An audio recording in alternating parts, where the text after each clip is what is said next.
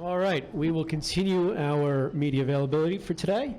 And next up is the driver of the number 18 Snickers White Toyota for Joe Gibbs Racing, and that is Kyle Busch. Kyle has already taken home a trophy today, winning yesterday's Super Late Model race at the Bull Ring. Maybe start off talking about that, and also some home cooking this week and back in Las Vegas.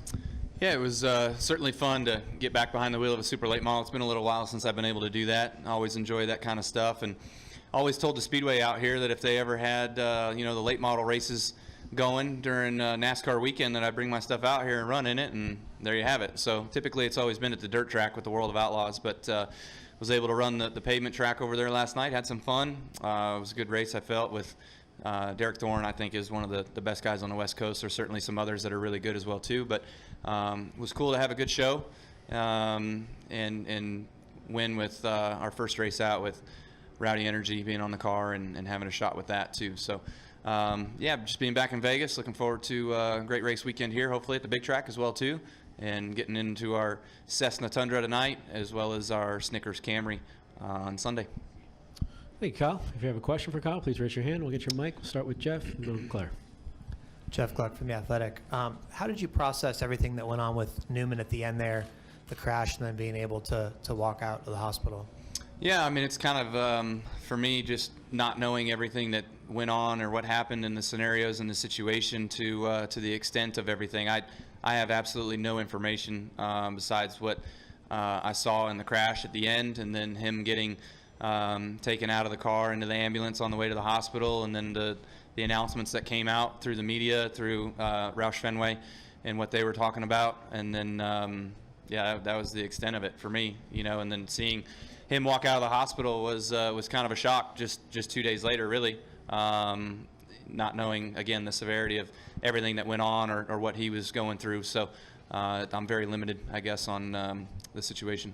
When you saw the car, the replay for the first time, when you saw the replay for the first time, were you fearing that it was a lot worse than that?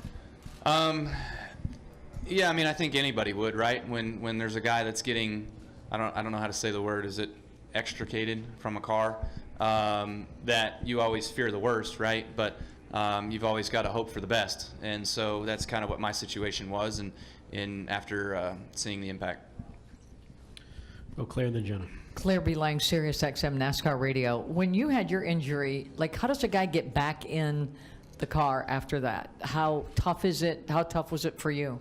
Yeah, it was tough for me. I mean, I was out for a while, I guess 11 weeks or whatever it was, but having the injuries that I had and being in the hospital and being laid up, being in a hospital bed for a few weeks was challenging in that respect. And then getting back in the car for me, I don't know if you're asking, do I have a different sense of fear, or am I scared, or what all's going on there? Yeah, you certainly have some of that in the back of your mind to start with, to get back in. Man, if I crash again right away, is that going to end it all over again? It's kind of the Rowdy Burns aspect of it. He was out with a head injury, and they said you can never race again. If you ever race again, you'll probably die. So I guess that's worst case. You kind of think of those situations, but you try to put it out of the back of your mind as much as possible and just get out there and do your job. And it took me, I guess, 5 weeks to kind of get back into the circle of things and to be able to win again. And real quickly, I opened up the paper today. The Review Journal had a huge spread, a picture of you and your brother and the Vegas sign, and said the first family of racing.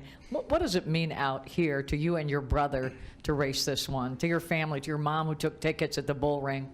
Yeah, I mean, it's cool to be able to come back home and to have the notoriety, I guess, that we have now. When we came out here years ago, there was many of other drivers that were way bigger than us, way more popular than us, and now that we've been here for a while, and those other drivers aren't here anymore, we've kind of upped ourselves up the ladder of that, and it's cool. One of these days, hopefully, there might be a road out here named after us, or a grandstand, or something in that nature, but don't get too far ahead of yourselves. That just means I get closer to retirement if they start doing that too early. Jenna.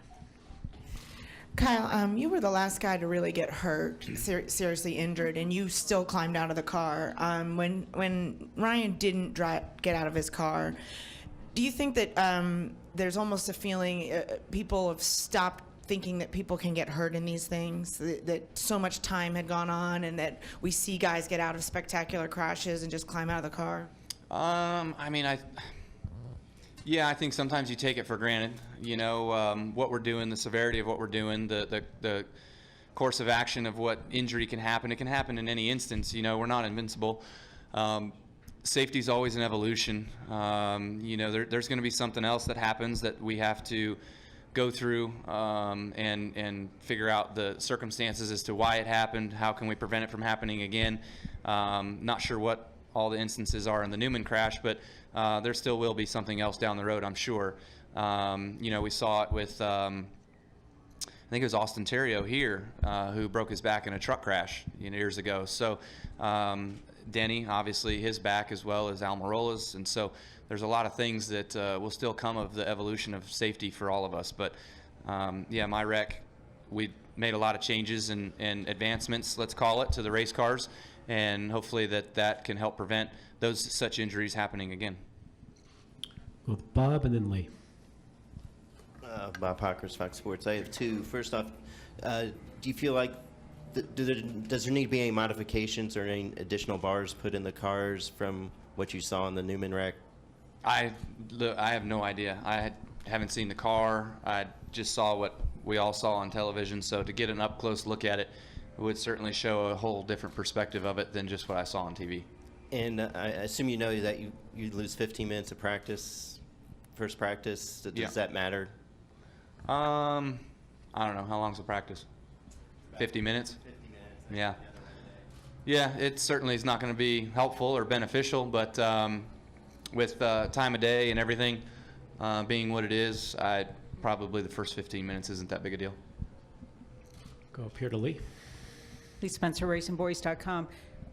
Joey said, when Joey was in here earlier, he said waiting to, get the news on Ryan, the good news on Ryan, but just the waiting was really, really tough on drivers because you guys have a, front row seat for it. But my question is, as hard as it is on you guys, how hard is it on the families? I mean, not just talking him and his, wife and children, but, the other drivers' wives that you're, trying to assuage during the course of just the waiting part, because I have to think it's, equally difficult on them because they live it every day. Yeah, I mean, I would sense that all of us are kind of wanting to know as soon as possible to know for ourselves, not necessarily because we want to get it out and leak any sort of news. It's just a matter of self-assurance that those that you're racing against are okay, because it could be any of us in that situation at any particular time. With especially restrictor plate racing in those places, you race so fast and so close together the whole time that those crashes tend to happen a lot. But the families certainly go through a lot. I know Samantha was quite concerned, and she had her mind on my crash and then Ryan's crash, and asking me some questions about other crashes over time of trying to understand the whole perspective. And like I said, you can't. They're all their own instance, and have their own consequences and severities and things like that around them. Mark? Mark Carroll, PRN. Kyle, the racing with this package at Las Vegas last year, do you feel like the racing was better the next time around, better understanding? Do you think we'll see a better race the third time around this racetrack with this particular rules package?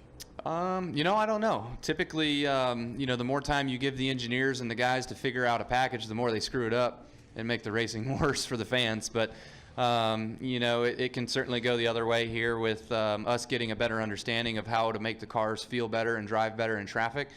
And when you can do that, then you can have a better feel and a better race, because you can work your way around the traffic a little bit more, So last year, I think this race,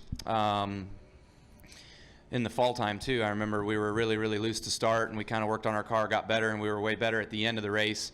And last year, I coulda, shoulda, woulda won the spring race hadn't it been for me speeding on pit road, So we came back and I think ran third anyways. But, it's something that, sometimes it's easy to pass and sometimes it's not. When you're really on and your car's really hooked up, it's just like the old package. You can pass guys and you can move your way up through the field, but when you're just that least little bit off, it seems like you're really far off with this package right now. Joey described it a little while, a few minutes ago, about being an arrow war between drivers. Is there any part of your car that you're trying to protect somebody coming up and using the dirty air against you? And is that the same part of the next guy's car you're trying to attack air-wise to get by? Yeah, it's the same for everybody. You're trying to shut the guy off behind you. You're trying to shut his air off. So anytime, that's why the blocking's so bad. Even at some of these places, the guys out front, they'll mirror drive wherever the hell you're going to make sure they shut your air off. So you have to get out of the gas and be out of the gas and lose momentum, and they can get a gap on you so they don't have to deal with you again. As soon as you kind of lose that lead draft, if you're not fast enough to catch back up to that guy in front of you, then you just continually seem to lose ground. So that's a big part of what we're all doing, and it's just, like you said, it's an arrow war of just shutting the guy off behind you. Any particular part of your car that you're trying to protect or keep those guys away from? No, Like because the right rear or the left rear, or getting close enough to you. Once they get close enough to you and they get on your right rear, when they're first there on your outside, it makes you really, really, really tight. And then as they start to go by you, it sucks you around and makes you really, really loose. So the closer they are to your right side is not good. So that's one that you'd like to protect, but you can't always do that. Okay, we have time for one more, and we'll go to wrap it up with Jenna. Two questions, and I'm not asking you to say anything disparaging about Denny, but when did he get so good at super speedway racing? Did you notice a shift in him? And does it aggravate you that he's won the race you want to win 3 times?